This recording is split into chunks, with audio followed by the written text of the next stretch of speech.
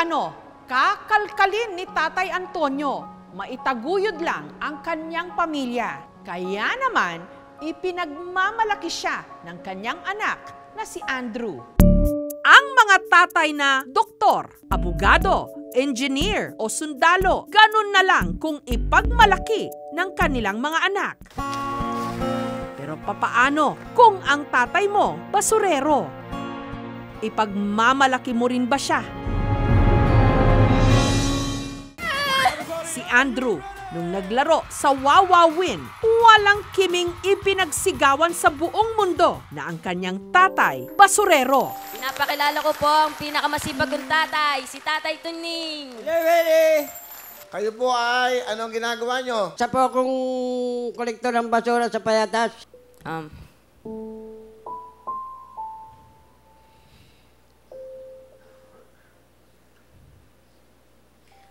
Ano po?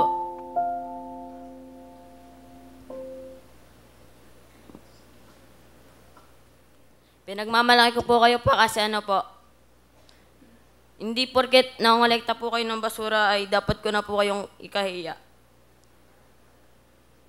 Dahil po sa basurang yan, may pantastos po kayo sa aming magkapatid.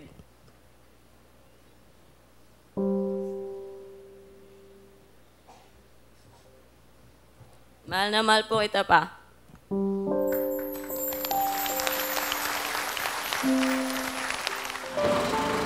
Dito sa Payatas nakatira ang mag-amang Tatay Tunying at Andrew. Ang bunsong si Andrew raw ang tanging pag-asa ni Tatay Tunying na maghahango sa kanila sa kahirapan.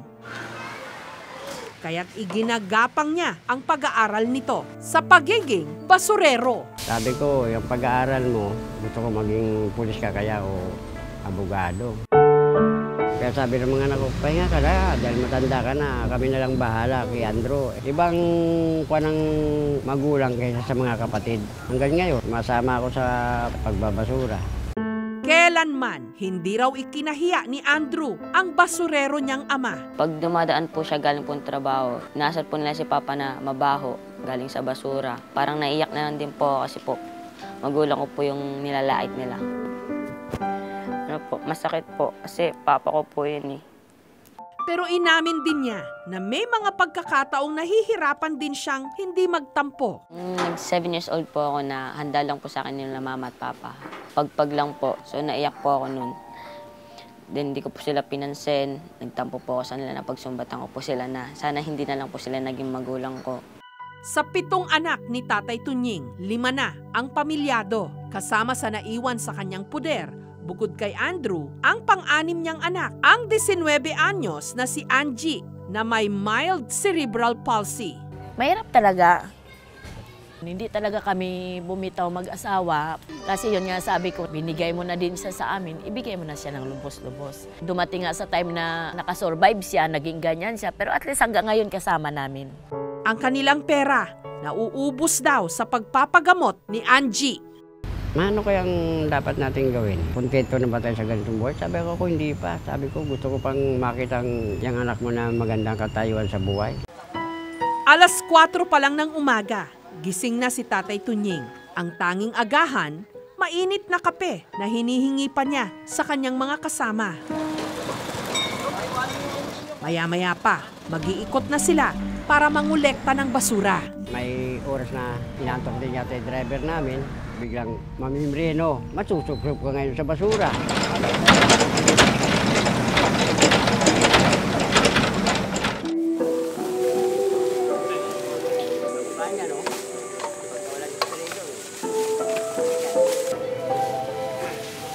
Kadalasan namin ako enkwentro na mga mabaho talaga, yung dumi ng tao na sa diaper, sa aso.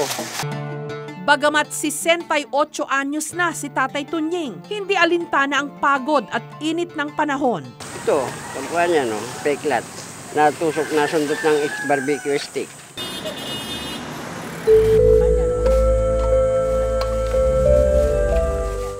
Sa araw na ito, naibenta ang kalakal sa halagang 1,120 na pinaghatian ng 4 nilang kasama.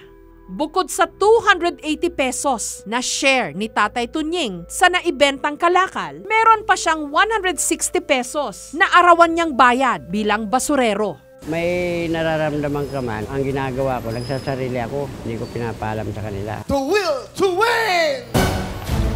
Samantala, para makatulong sa pamilya, kamakailan lang si Andrew nagbaka sakali. Dito na ako sa Wawawin! Naglaro sa Wawawin. Sino kasama mo? Pinapakilala ko po ang pinakamasipag kong tatay, si Tatay Tunying.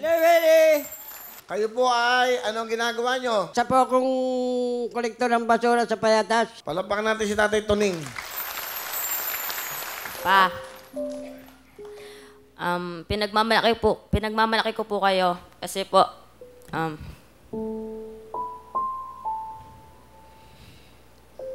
Anak, paguti lang po niya yung kanyang pag-aaral.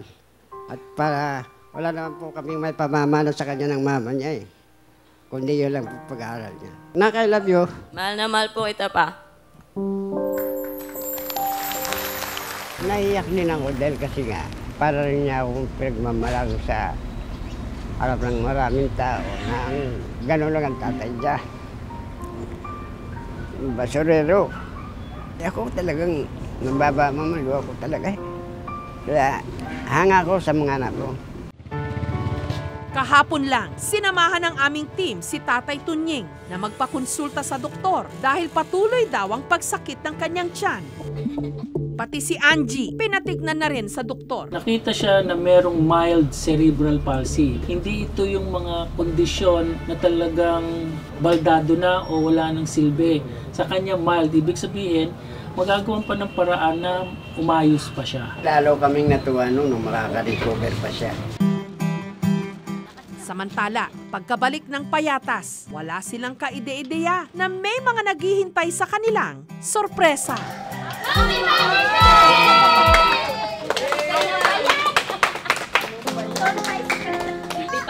Father's Day pa. Pinaiyak siya na naman ako eh. Daming kape oh. Hindi po namin na-expect na ganito yung maabutan namin dito. Akala lang po namin kung ano lang po.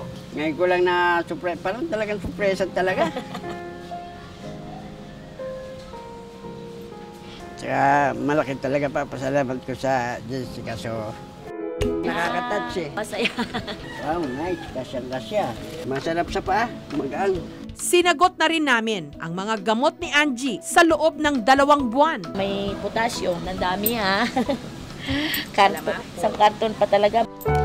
At dahil Father's Day ngayon, may mensahe si Andrew sa kanyang ama. Una po sa lahat, mahal na mahal po kita bilang ama kasi po kayo po yung inspirasyon ko sa araw-araw na dumating na pagsubok sa ating buhay. Kayo pa din yung gumagawa ng paraan upang matustusan at masolusyonan ng problemang yan. Kaya pinagmamalaki po kita pa kahit yung trabaho niyo po ay pangonekta lang ng basura, ay di ko po kayo kakaya. Mahal na mahal po kita pa. I love you.